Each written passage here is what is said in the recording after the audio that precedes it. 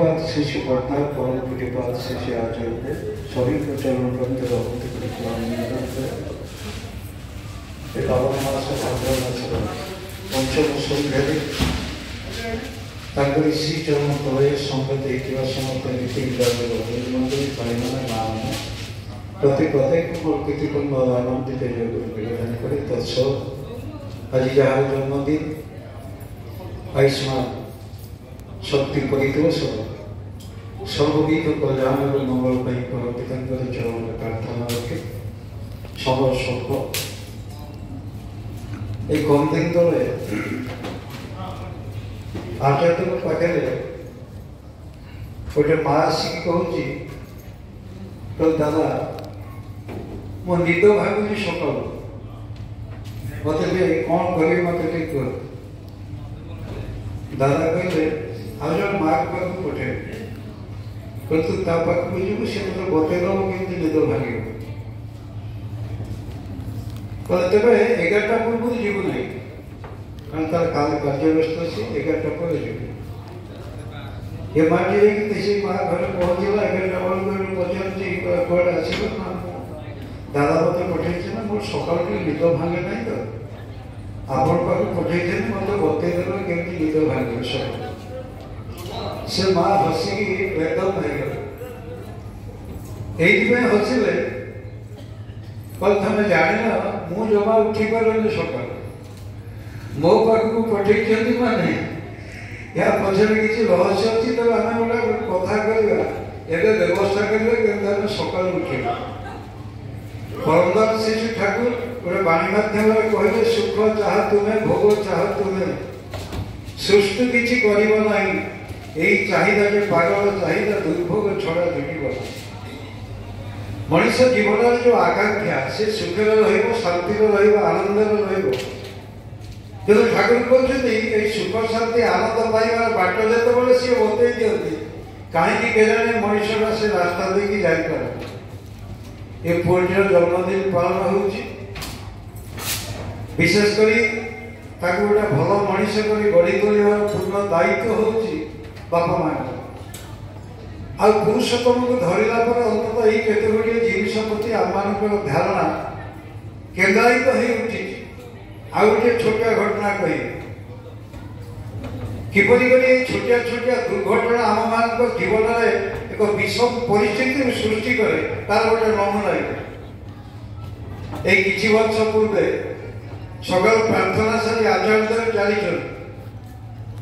पछे पछे अनेक गुरु भाई भाई माने माँ मैंने भी चली देवघरस्थ शिशु कानन भीतर खेलुवा गुड़िए छोट छुआ को भीतर गोटे छुआ बड़ पार्टी बाबा बाबा बोली डाकुची कई उत्तर दौना चुपचाप सब चली आचार्य को पछे पछे आचार्य बुली पड़े हठात भी पचार कार छे जन संतक पड़ा कोई जगह आमार छे ना सुनछे ना क्या शुणुना कहीं पुआ डाकुची बाबा बोली शुणुना कहीं ना आप सागर जाऊँगी तो केमती मुँह मारिक नाई शुण आज छुआ डाकुची तू शुणुनु काली तू बुढ़ा तू डाकू से शुण एटा अभ्यास जिनिस पिलादिन मनुष्य जपरी अभ्यास तो हो उठे तार जीवन को अतिरंजित करे काल शिक्षा विभाग दीर्घ वर्ष धरी अध्यापना कला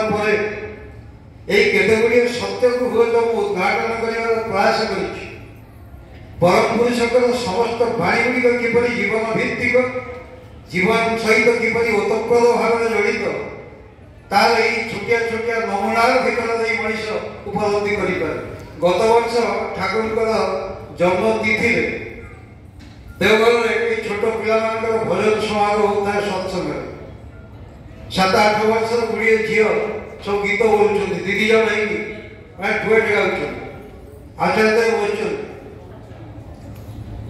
गोटे झील भारी सुंदर गाँव सब प्रशंसा सतमुख झीलटा बढ़िया गीत गाँव सत्संग सरला आचार्य फिराई पचारे कहले मुझे झीलटी भल गीत गाँव मुझे बाबा माँ टे भेटा चाहे एमाने भाविले बोधे बाबा माँ को भेटिकी प्रशंसा कर झील संगीत शिक्षा विषय किसी कहे କିନ୍ତୁ ଆଚାର୍ଯ୍ୟ କହୁଛନ୍ତି କହିଲେ ଗୀତ ବୋଲିଲା ବେଳେ ମୁଁ ଲକ୍ଷ୍ୟ କରିଛି ସେ ଅନ୍ୟର ମାଇକଟାକୁ ଛଡ଼େଇକି ରହୁଛି।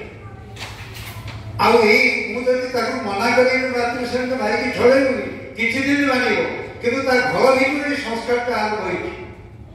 ତା ମା ସହିତ ତା ବାପାଠୁ ଜିନିଷ ଛଡ଼େଇ ନିଏ, ହୁଏତ ସେ ଆଗୁଆ ପଡ଼ି କିଛି କରିବ ସେ, ଯୋଉଥିପାଇଁ ପିଲାଟା ପିଲାଦିନୁ ଶିକ୍ଷା ଲାଭ କରୁଛି।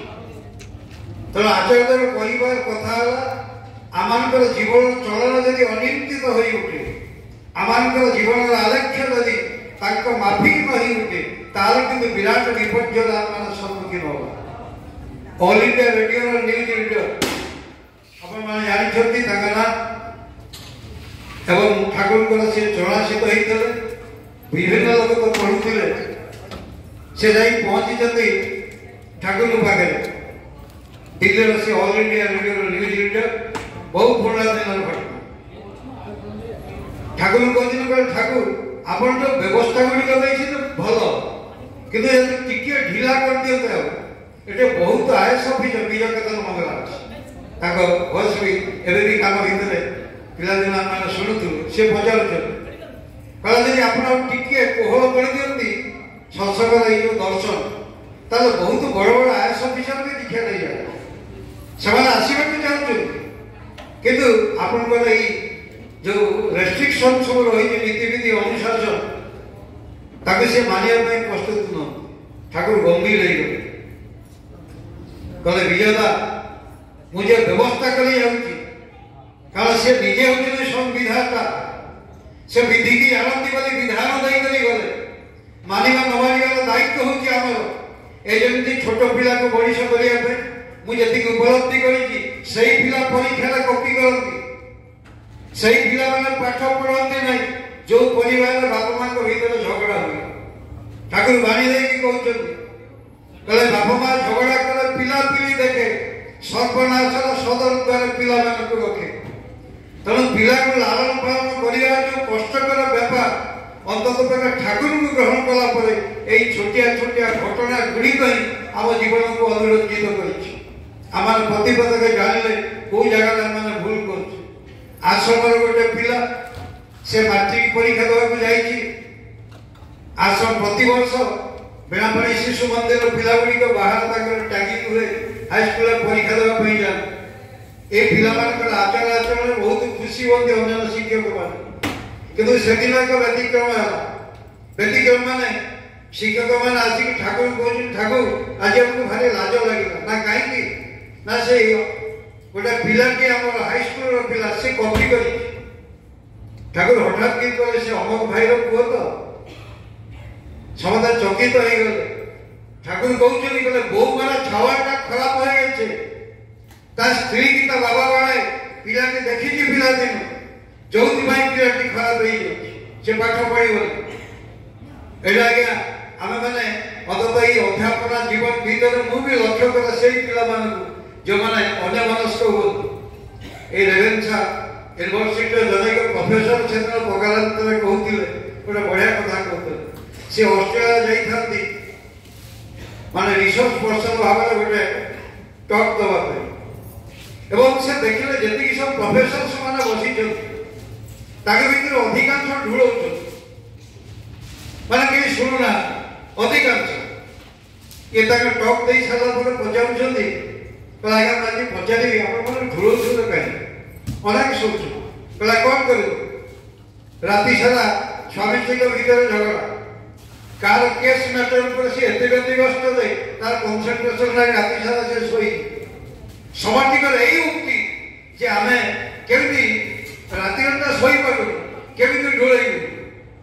ପରମ ପୁରୁଷ ପରମ ଦୟାଳ ସେଥିପାଇଁ ପ୍ରକାରାନ୍ତରେ କହିଲେ, ଏଇ ବିଧି ବ୍ୟବସ୍ଥା ଉପରେ କହିଲେ, ବିଧାନ ଉପରେ କହିଲେ, ବିହିତ ଭାବେ ସତ୍ତାଟାକୁ ସବୁ ଦିଗ ଦେଇ କରେ ଧାରଣ, ତାହାକୁ ଜାଣିବୁ ବିଧି ବୋଲି ତହିଁରେ ସ୍ୱସ୍ତି ରହେ ସ୍ଥାପନ।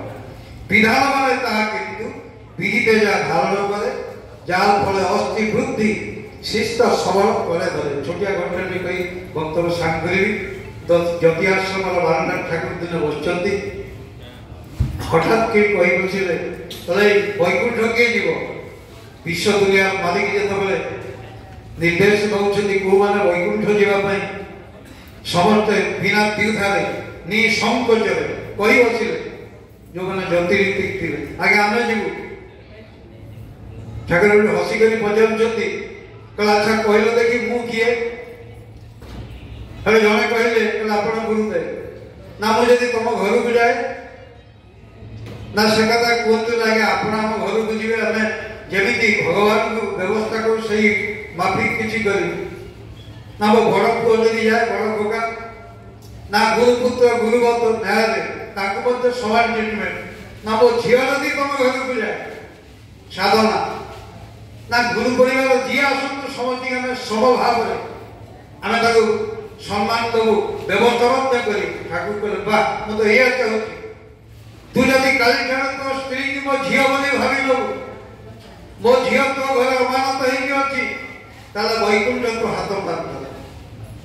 କେତେ ସୁନ୍ଦର କଥା ସେ କହିଲେ ଏ ସଂସାର ଜୀବନକୁ ସୁନ୍ଦର ମଧୁମୟ କରିବା ପାଇଁ ବିଶେଷ କରି ଯେଉଁ ସନ୍ତାନ ସନ୍ତତି ମାନଙ୍କୁ ଆମମାନେ ସମାଜକୁ ଆଣିଛନ୍ତି ସେମାନଙ୍କ ଜୀବନକୁ ଆହୁରି ସରସତାପୂର୍ଣ୍ଣ କରିଦେବା ପାଇଁ ପରମ ପୁରୁଷ ଯେଉଁ ବ୍ୟବସ୍ଥା ସବୁ କରିକି ଗଲେ ବିଶେଷ କରି ସନ୍ତାନ ଯୋଗ୍ୟ ବ୍ୟାପାରରେ ସମାଜ ସଭ୍ୟତା ଦୃଷ୍ଟିକୋଣ ମୁଁ ସେ ଦିଗନ୍ତକୁ ଯିବାକୁ ଚାହୁଁନି।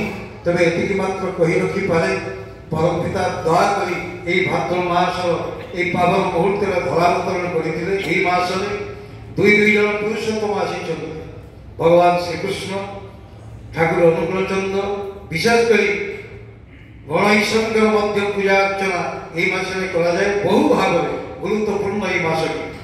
ବର୍ଷଣ ମୁଖର ଏକ ଦିବସରେ ସେଦିନ ପରମ ପୁରୁଷ ଓହ୍ଲେଇ ଆସିଥିଲେ ଏହି ନରତନୁରେ ଯେଉଁ ଅଧରା ଈଶ୍ୱରକୁ ମଣିଷ ଦେଖିନଥିଲା ଯେଉଁ ଅଧରା ଈଶ୍ୱରଙ୍କ ସମ୍ପର୍କରେ ମଣିଷ କେବଳ ପରିକଳ୍ପନା କରୁଥିଲା ତାଙ୍କର ସେହି ମାନବୀୟ ତନୁ ଦିବ୍ୟ ତନୁକୁ ସଦର୍ଶନ କରି ତାଙ୍କର ଅନୁଶାସନରେ ଅନୁଶାସିତ ହେବାର ଯେଉଁ ପରମ ସୁଯୋଗ ପାଇଛି ଆସନ୍ତୁ ଆଜିର ଏହି ପୁଣ୍ୟ କ୍ଷଣରେ ସେହି ପରିଦୋଷର ସର୍ବବିଧ କଲ୍ୟାଣ ମଙ୍ଗଳ ପାଇଁ ପୁଣି ଥରେ ମୁଁ ପ୍ରାର୍ଥନା କରି ମୋର ବକ୍ତବ୍ୟ ବିରାମ କରୁଛି। ଜୟ ଗୁରୁ।